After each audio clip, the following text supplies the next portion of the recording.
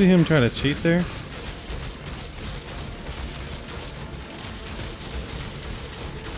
Oh, execute. Void Stone. Lokati here. Let's take a look at our day one update on the Slayer Flicker Strike. I know Berserker Flicker Strike is like the new big thing, and that's because there were some changes made to the strike skills target previous locations, reducing the range of that strike and increasing the effectiveness of this ring on Flicker Strike builds. And then of course the Berserker Ascendancy getting that ring effect on their Ascendancy node without the 20% less attack speed penalty. Now, Flicker Strike always has a ton of attack speed on Slayer, so attack speed is not a problem. And the strike skills also target the previous location that were used is virtually 100% DPS increase. Now, after a 20% less attack speed, that's about a 60% net DPS increase to the character. And so the ring is absolutely worth using. In addition to that, we can run Bronze Lithe instead of a Pharaoh's Fur and just get regular frenzy charges on hit. And it works out pretty well. The map here we're going to do is a T16 map. And we did just kill our Searing Exarch. So let's go ahead and see what our map clear looks like. Playstyle is identical to what it's always been. We're going to Blood Rage, obviously. We're going to go the wrong way on the map. And then we're going to Flicker. Now, the first charge sometimes doesn't trigger. And so if you flicker in and you hit the target and you don't get an extra frenzy charge so that you have that sustain, then you'll have to use smite or something else until your flicker charges off cooldown. It doesn't happen very frequently, but it can happen. You do have the option also of running a shield in your offhand and using that to have minimum frenzy charges. And then when you shield swap, the minimum frenzy charges will become regular frenzy charges. And then you're never in a position where you don't have a couple of frenzy charges on the initial flicker. But in my experience, it happens so infrequently. When it does, I just go ahead and hit smite until flicker's off cooldown again and hit flicker again. As you can see, damage is solid. Single target damage on a T16 harvest is also really good. We have 2 extra buttons to play with. Enduring Cry gives us endurance charges whenever you're not capped on endurance charges from your endurance charge on block. And then Ball Smite gives you a tremendous amount of AoE damage, as well as an aura that spikes your damage pretty significantly. You can also just use regular Smite if you want extra damage on clear. In your Vol Smite, you don't have any Vol Souls available. But the reality is we have more than enough damage that I don't ever really press that button. So really it's just Vol Smite is used against big targets to get the aura. We are using a tincture, so we have a lot of unreserved mana so that we can maintain very high uptime on our tincture. That is very important. Tincture is a significant portion of our damage, as always. And then just keep Blood Rage up. And as long as you're killing stuff, you don't really have to press Blood Rage, but in a boss fight, you'll press it once every, like, I don't know, 8 or 9 seconds, whatever the duration is. It's pretty long.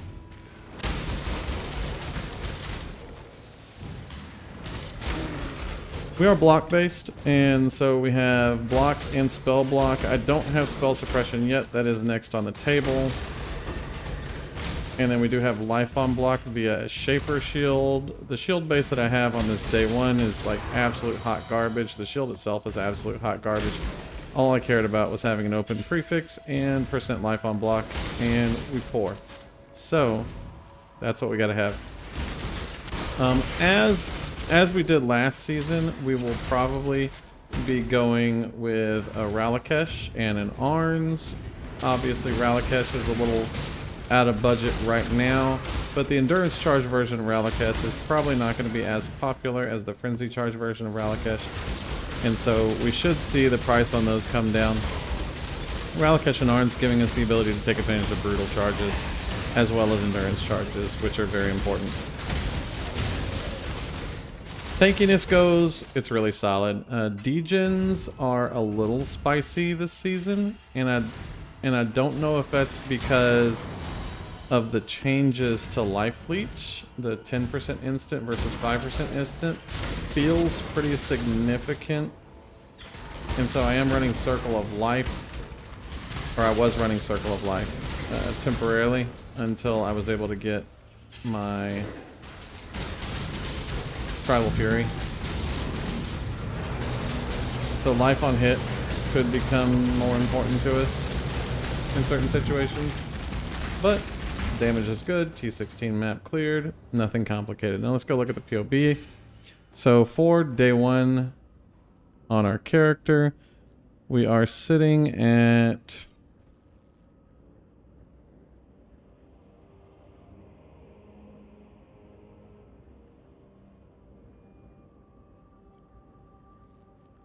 No. Early budget. We are not mid-budget yet. Do have Tim on hit now. This we'll talk about here in a second. We don't have life tap anymore. We are using Fortify. We have Rage, Leech. Flicker Strike. Alright, everything looks good. We're sitting at roughly somewhere between 5 million DPS and 4 million DPS, and it's all based on how often this ring procs, how often it's effective. Obviously, if at no point in time you ever strike twice with it, then we're at 2.6 million damage. But 5.2 million damage if it's striking twice every time. It more frequently strikes twice against larger targets. When you're single target, it always works against multiple targets. And so 100% more damage is the most you can get out of it. But realistically, it's pretty close to the uptime that you're going to have on it, with the exception of like really tiny hitbox mercenaries where you might only get like 30 to 40% uptime on the strike twice. Definitely worth it.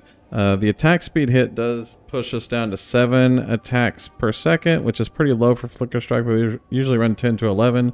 And that plays a role in our instant leech because we have less instant leech if we're attacking less frequently. And the hits are smaller because there's more of them. I don't know if we get any leech from the Warrior's Legacy. My guess is that probably not. But... well, no, I think Mage Fist did a video on that with life on hit, and he showed that you do get it. So maybe the less attack speed doesn't hurt us at all on the instant leech, but it's definitely a solid choice. As far as items go, we're using a rapier. Let's try Ellie. We're using a shield with % life on block, armor and evasion. Ignore a lot of the bad nodes on this gear. We don't need cast damage to spells. I can't get a good roll on it. We are running a Bronze Lithe for increased damage with our Flicker Strike. This is a significant boost to our damage. It's about 30% of our damage is coming from Bronze Lithe. We're using gloves with armor evasion, life resistances, dark ray vectors, Carnage Heart, which is surprisingly good, Anointing Tribal Fury because it saves us a ton of travel nodes over here, and so that is very important. A ring with resistances and life and some damage on it, and a belt with resistances and life and strength on it.